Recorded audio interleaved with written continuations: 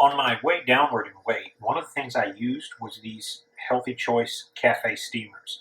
They're somewhat glycemically balanced, but that didn't even matter to me.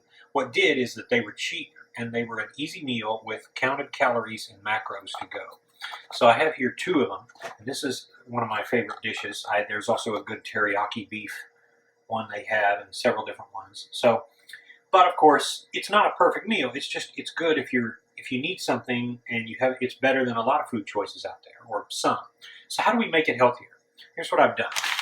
What and would do still do. These Aurora Bites mini peppers. They are sweet peppers, and they're very, very good. I get a bag of them, and as you can see, I've got them washed and ready. Here's a hot pepper from the garden, and then these are the two sweet peppers. So I'm going to add these to the dinner, and here they are over here.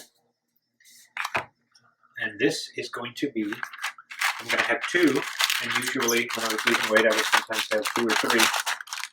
Then I'm going to do the same thing here. I'm going to mix it with the yummy sweet sauce under here, the sweet and sour goodness. And then I'm going to add, because it's still not much food, I'm going to add some chicken. There's a little colander that came with it, which you can keep and rinse and use just as another little colander.